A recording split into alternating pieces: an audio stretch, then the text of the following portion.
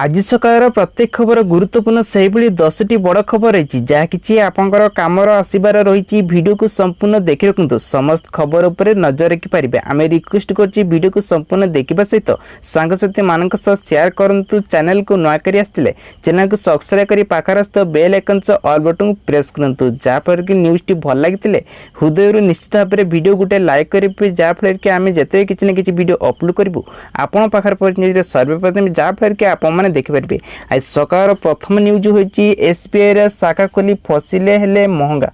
बॉलीवुड रे स्टार अमिताभ बच्चन को corona positive शिकार हेबा परे ट्विटर रे प्रदान करचंती। LIC रे आसिला आउ एक नुआ योजना ता सहित ओडिसा रे पाणीपाग खबर नहीं राज्य रे मेघुआ पाग ता सहित टीका रे भल हेले कोरोना एबे रुकी ता सहित पीएम किसान योजना मिलिला जुलाई 27 सुधा 2000 टंका बंटन करा जाउची ता सहित महिला ग्रुप रो ऋण छाड़ को नहीं मामला ता सहित घर भड़ा है एवं ओडिशा प्रवासी महंगा ता सहित ओडिशा रे आउ 390 जन कोरोना आक्रांत चिन्हट होती जिले सुंदरगढ़ जिले में योजना को नहीं बादी सृष्टि होती ता सहित आसाम जिले में बन्या लोहरी देखा मिली। से 10टी बड़ खबर रही समस्त खबर पर नजर पकेबा। SBI नकिल शाखा खोलिबा हला महंगा। तेबे तमिलनाडु कुलालाड जिले में स्टेट बैंक ऑफ इंडिया रे एक नकिल शाखा को पुलिस सीज करिछि। एही मामला रे पुलिस 3 जन को गिरफ्त करिछि। एही घटना रे मास्टरमाइंड हेउचंती पुनर्बार SBI रे जने कर्मचारी पुओ। पुलिस एही घटना रे अधिक तदंत जारी रखिछि। कमल बाबू नामक जने 19 वर्षर युवक कोलालाड जिले में पुनर्बार SBI रे एक नकिल शाखा खोलिथिबार अभियोग होइतिला। पुलिस कहिछि जे कलंगारे माँ बापा SBI रे कर्मचारी 10 वर्ष पूर्वे तांको बापा मृत्यु होइथिया बेले माँ 2 वर्ष तले SBI रो अवसर नहीं कमल रे कौनसी काम नथिले भी से तांको बापा स्थान रे चाकरी पाई बैंक रे एक फॉर्म पकाइथिले। चाकरी न मिलिबारु एई बुली से काम करचंती जाकु ने पुलिस एबे तदंत करछि। परवर्ती खबर बॉलीवुड स्टार अमिताभ बच्चन पॉजिटिव रे शिकार हेबा परे तेबे कोरोना पॉजिटिव चिन्हट पर मुंबई रे नानावती हॉस्पिटल रे भर्ती होइचंती। अमिताभ बच्चन और पुओ अभिषेक बच्चन सेमानक स्वास्थ्य स्थित डाक्तर कहिचंती। या सहित भितर बिग बियर वीडियो सोशल मीडिया रे वायरल हेबाकू लागिछि जेउथिरे अमिताभ बच्चन नानावती हॉस्पिटल रे डाक्तर और नर्स को उपकृत सेवा को नहीं भरीपूर्ण प्रशंसा करचंती। वीडियो रे कौनसी तारीख उल्लेख नहीं तार भी अस्पष्ट। आज सकाल सकाल ट्विटर रे एई वीडियो वायरल हेबाकू लागुछि जेउथिरे भी कहा जायछि कोरोना रो फ्रंट लाइन पई योद्धा डाक्तर और नर्स को प्रशंसा करबाकू देखिबाकू मिलछि। परवर्ती खबर LIC रे आसिला आउ एक नुआ योजना। तेबे सूचना अनुसार निकट में केंद्र सरकार प्रधानमंत्री वय बंधन योजना PMVBY नबद को नहीं 3 मास एबे बढ़ाई देइचंती जहाकु ने एबे 3 वर्ष बढ़ाई देइचंती। एही अनुबंध पर वर्तमान प्रधानमंत्री गरीब खर्च योजना वय बंधन योजना प्रधानमंत्री वय बंधन योजना को नहीं 31 मार्च 2023 पर्यंत वृद्धि करा जायछि। प्रधानमंत्री वय बंधन योजना वरिष्ठ नागरिक एक योजना जो मासिक पेंशन विकल्प उपलब्ध। यह योजना अधीन रे वरिष्ठ नागरिक माने 10 वर्ष एक निर्दिष्ट हार निश्चित पेंशन पाइबे। भारतर जीवन बीमा निगम माध्यम रे केंद्र सरकार को यह योजना को नहीं पारिबे जहाकु नहीं एबे एई योजना वार्षिक 7.40% सुध मिलता है। एपर्यंत प्राय 6028 लोक यह योजना सरकार को सुलेख्य कर चलित आर्थिक वर्ष में अपलंच होते से 7.40% सुध लाभ दि जाउछि। परवर्ती खबर आज संध्या सुधा राज्य में 5टी जिला को प्रबल वर्षा हेबार संभावना रही और वज्रपात को नहीं पुनर्बार करिछि सतर्क सूचना जारी करिछि पाणीपाग केन्द्र। सोनपुर अनुगुल संबलपुर केउंझर और मयूरभंज जिले में प्रबल वर्षा संभावना रही। यही 5टी जिला को मध्य आसंता काली सुधा सतर्क रहिबाकू एलर्ट जारी करा जायछि।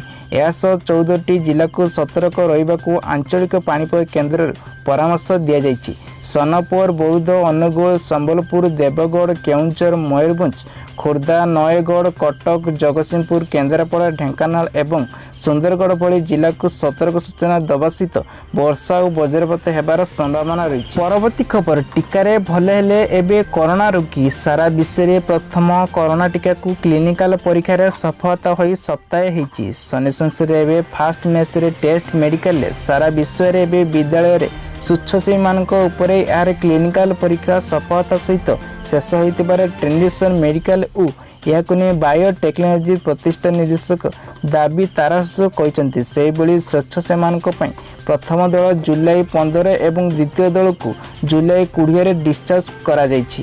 ପରବର୍ତ୍ତୀ ଖବର ପିଏମ୍ କିସାନ ଯୋଜନାରେ ମିଳିଲା ଜୁଲାଇ 27 ତାରିଖ ସୁଦ୍ଧା 2000 ଟଙ୍କା ଲେଖା ବଣ୍ଟନ କରାଯାଉଛି। ତେବେ ସୂଚନା ଅନୁଯାୟୀ ପିଏମ୍ କିସାନ ଯୋଜନାରେ ହିତକାରୀଙ୍କୁ ପୁଣି ମିଳିଲା ମୋଦି ସରକାରଙ୍କ ଆଣିଥିବା ସମସ୍ତ ଚାଷୀଙ୍କୁ ମିଳିବ ଜୁଲାଇ 27 ତାରିଖ ସୁଦ୍ଧା ମିଳିବ ସିଧାସଳଖ ବ୍ୟାଙ୍କ ଆକାଉଣ୍ଟରେ 2000 ଟଙ୍କା।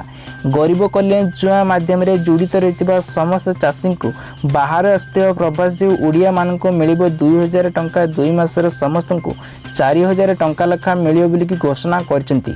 ଗରିବ କଲ୍ୟାଣ ଯୋଜନା ସମ୍ପର୍କରେ ଜଡ଼ିତ ରହିଥିବା ଚାଷୀମାନଙ୍କୁ ଏବଂ ପ୍ରବାସୀ ସହିତ ସମସ୍ତଙ୍କୁ ସହାୟତା ଦିଆଯିବ ବୋଲି ଘୋଷଣା କରି କୁହାଯାଇଛି। ପରବର୍ତ୍ତୀ ଖବର ଘର ଭଡ଼ା ହେଲା ଏବେ ଓଡ଼ିଶା ପ୍ରବାସୀଙ୍କ ପାଇଁ ମହଙ୍ଗା। ତେବେ ସୂଚନା ଅନୁଯାୟୀ କରୋନା ପାଇଁ ସାରା ଦେଶରେ ଠ ହୋଇଯାଇଛି। ଅଧିକାଂଶ ଅଫିସରେ ତାଲା। ଲକଡାଉନ ଛାଡ଼ିବାକୁ ନେଇ ଜୀବନକୁ ନେଇ ଏବେ ଅଟକିଥିବା ଦୈନିକ ରୋଜଗାର ଉପରେ ଚଳୁଥିବା ଲୋକମାନଙ୍କ ତଥା ନ କହିବାକୁ ଭଲ ସେମାନଙ୍କ ଉପରେ ଯେଉଁଥିରେ 2 ଓଳି ଖାଇବା ବଡ଼ ସମସ୍ୟା ନେଇ ଏବେ ଘର ଭଡ଼ା କଥାକୁ ନେଇ କହିବାକୁ ଯାଉଛି। ଏହିପରି ଦୁଃଖର ଘଟଣା ଘଟିଛି ବାଲେଶ୍ୱର ଜିଲ୍ଲା ସର ଥାନା ଅନ୍ତର୍ଗତ ବଡ଼େଇ ସାହି। ଘର ଭଡ଼ା ଦେଇ ନ ପାରିବାରୁ ଘର ଭଡ଼ା ପାଇଁ ରହୁଥିବାକୁ ନେଇ 5 ଜଣ ଯୁବକ ଯୁବତୀଙ୍କ ବାହାର କରିଦେଇଛନ୍ତି ମାଲିକ। ଘର ଭଡ଼ା ନେଇ ରହୁଥିଲେ।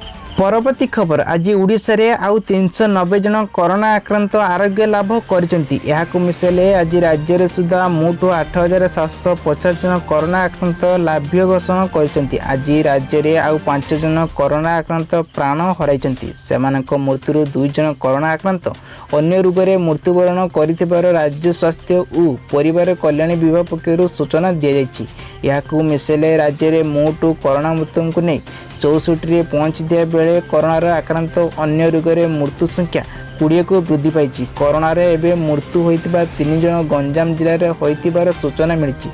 ପରବର୍ତ୍ତୀ ଖବର ସୁନ୍ଦରଗଡ଼ ଜିଲ୍ଲାରେ ଯୋଜନାକୁ ନେଇ ବିଭିନ୍ନ ଦାବି କରିଛନ୍ତି। ତେବେ ତଦନ୍ତ ପାଇଁ ଜିଲ୍ଲାପାଳଙ୍କଠାରେ ଅଭିଯୋଗ ସମ୍ପୃକ୍ତ ଅଧିକାରୀ ବିରୁଦ୍ଧରେ ଦୃଢ଼ କାର୍ଯ୍ୟାନୁଷ୍ଠାନର ଦାବି ରହିଛି। ସୁନ୍ଦରଗଡ଼ ହଲଚଲ ନ୍ୟୁଜ୍ ସୁନ୍ଦରଗଡ଼ରେ ସାମ୍ବାଦିକ ଅଧୀନରେ ଅନନ୍ୟ ହିଂସା ଅଭିଯୋଗକୁ ନେଇ ଅଧିକାରୀ ନୂତନ ଏବଂ ଜାୟତ ଯୋଗୁଁ ଆଦିବାସୀଙ୍କ ବିକାଶ ସଂସଦରେ ଉଦ୍ଦିଷ୍ଟ ଜାରି କରିଛି। ଅନୁମାନ ବାଟମଣା ହୋଇଥିବାକୁ ନେଇ ଗୁରୁତ୍ୱପୂର୍ଣ୍ଣ ଅଭିଯୋଗ ଆଣିଛନ୍ତି ସୁନ୍ଦରଗଡ଼ ପୂର୍ବତନ ବିଧାୟକଙ୍କୁ ନେଇ ଏବେ ଯୁଗ କୁମାର ସିଂ। ଆଜି ସୋସିଆଲ ମିଡ଼ିଆକୁ ନେଇ ଏବେ ତାଙ୍କର ବାସଭବନ ଆୟୋଜକ ନେଇ ଏକ ସାମ୍ବାଦିକ ସମୟରେ ସ୍ୱତନ୍ତ୍ର ବିକାଶ ଅପେକ୍ଷ ଅନୁବାଦରେ ବ୍ଲକ ବ୍ୟୁସ୍କୁ ନେଇକି ଗାଁ ମୁଣ୍ଡରେ ଏକ ଆଦିବାସୀ ଉନ୍ନୟନ କରିଛନ୍ତି। ପରବର୍ତ୍ତୀ ଖବର ଆସାମରେ ବନ୍ୟାର ପରିସ୍ଥିତି ଉପୁରିଥିବାକୁ ନେଇ ପ୍ରାୟ 20 ଜିଲ୍ଲାର 6 ଲକ୍ଷ ବ୍ୟକ୍ତି ପ୍ରଭାବିତ ହୋଇଥିବାର ସୂଚନା ମିଳିଛି। ଆସାମ ରାଜ୍ୟରେ ବିଜୟିତ ପରିଚାଳନା ପ୍ରଣାଳୀକୁ ନେଇ ଦୈନିକ ବନ୍ୟା ରିପୋର୍ଟ ଅନୁଯାୟୀ କକାଘର ଓ ଧୁବରେଶ୍ୱର ଅଞ୍ଚଳରେ 2 ଜଣ 42 ଜଣ ପ୍ରାଣ ହରାଇଛନ୍ତି। ତେବେ ଆହୁରି ମଧ୍ୟ ବର୍ତ୍ତମାନ ଚାହିଦାକୁ ନେଇ ବିଶ୍ୱନାଥ ବାସ୍କା ନାନାପରି ଚିଲେଙ୍କ କୋକାକର ନେଇ ଗଲାପରେ ଏବଂ ବୋରିଗାଁରେ ଗଲାଘାଟ ଓ ନିକଟ ସୋନିଆରେ ଓ ନାଗଗାଁ ଜିଲ୍ଲାରେ ବନ୍ୟା ଯୋଗୁଁ ପ୍ରାୟ 602 ଲକ୍ଷ ଲୋକ ପ୍ରଭାବିତ ହୋଇଛନ୍ତି ବୋଲି ଏଥିରେ କୁହାଯାଇଛି।